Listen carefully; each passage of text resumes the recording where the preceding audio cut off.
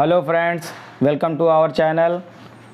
जैसा कि आप लोगों को पता ही होगा कि ये T20 वर्ल्ड कप का आगाज़ शुरू हो गया है, जिसकी होस्टिंग कंट्री यूएसए और वेस्ट इंडीज़ हैं। वेस्ट इंडीज़ और यूएसए में मिला के इस T20 वर्ल्ड कप को किया गया है, जिसमें 20 टीमें हैं, छोटी बड़ी मिला के सभी टीमें 20 टीमें हैं। और कल यूएसए और कनाडा का पहला मैच था, जिसको यूएसए ने कनाडा को बड़ी ही भारी शिकस्त दी। एक तरफा मुकाबले में कनाडा को हरा दिया। बात करते हैं यूएसए की, तो आप ये समझ लीजिए कि मिडिल ऑर्डर में यूएसए के पास जिस तरह की पावर हिटिंग आज उन्होंने दिखाई है कनाडा के खिलाफ, आप यूएसए को हल्के में नहीं ले सकते। खासकर एशियाई टीमें जो पहली बार यूएसए में खेलनी गई हैं, क्योंकि यूएसए अपनी घर में क्रिकेट तो खेलती ही रहती है। फ़िलहाल उसकी क्रिकेट इस तरह से है कि बीच के ओवरों में उन्होंने कल 36 गेंद पे 112 रन की पार्टनरशिप की और मैच को एक तरफा मुकाबले में, जहां से लग रहा था कि कनाडा ये मैच आसानी से निकाल ले जाएगी, उसको वहां से उन्होंने मैच को रिकवर किया और इस तरह से उसको निकाला मैच को कि कनाडा को वापसी करने का मौका ही नहीं मिला। कहीं भी कनाडा वापसी गेम में आ ही नहीं सकी।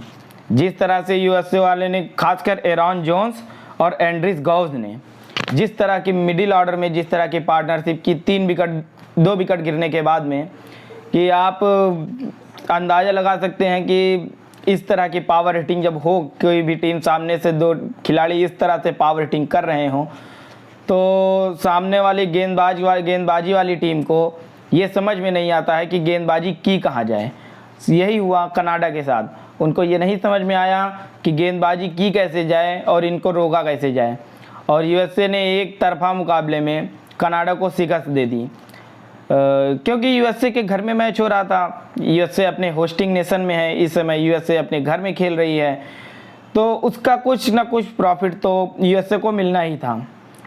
उसी हिसाब से उसको पिच की कंडीशंस की पता थी और वहाँ पर ये पता था कि पिच बिहेव कैसे करेगी, क्योंकि वो वहाँ पर खेल चुकी है। उसको पता है कि पिच यहाँ पर बिहेव कैसे करती है।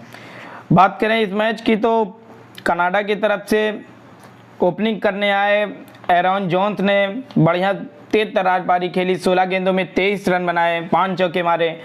उसके बाद में उनके साथ ओपनिंग करने आए उनके साथी खिलाड़ी नवनीत दलीवाल ने 44 गेंदों में 61 रन बनाए, 6 चौके और 3 छक्के मारे।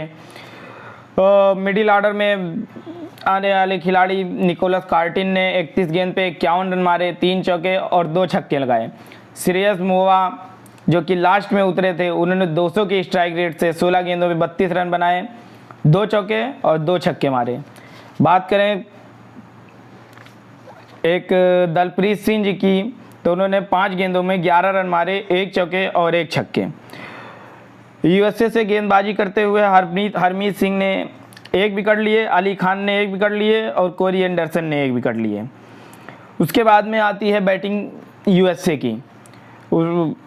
ओपनिंग करने आए स्टीवन टेलर को ज़्यादा देर खेल ना सके और दूसरी ही गेंद पर, मैच की दूसरी ही गेंद पे आउट होकर वापस चले गए।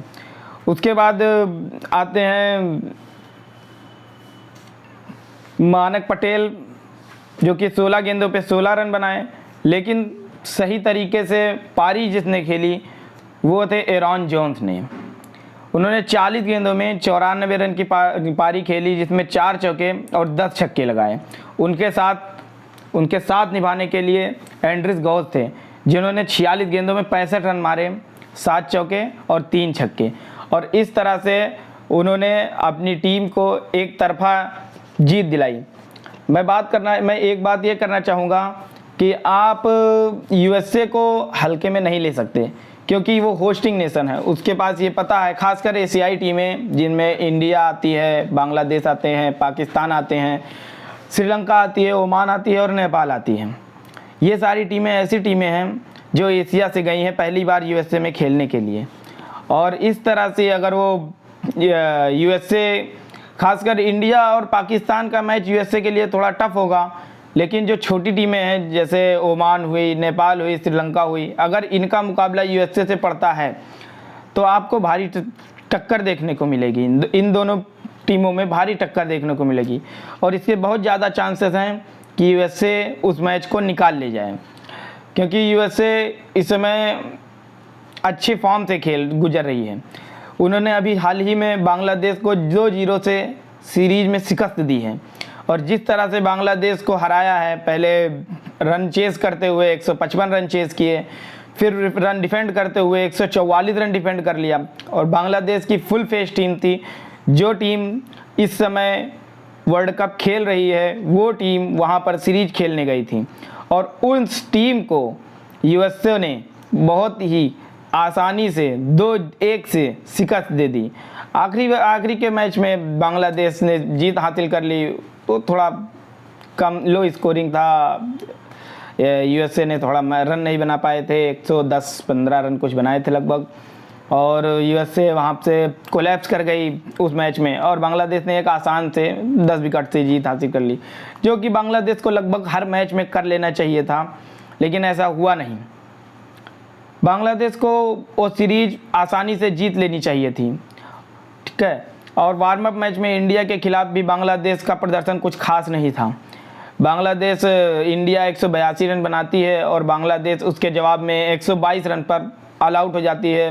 बांग्लादेश के शुरुआत के 10 रन में लगभग 3 या 4 विकेट गिर गए थे, वहाँ से फिर वो रिकवर किया, 122 रन तक पहुँची, लेकिन उसके बाद वहाँ पर वो कोलैप्स कर गई। 122 रन पर जाते जाते वो ऑल आउट हो गई।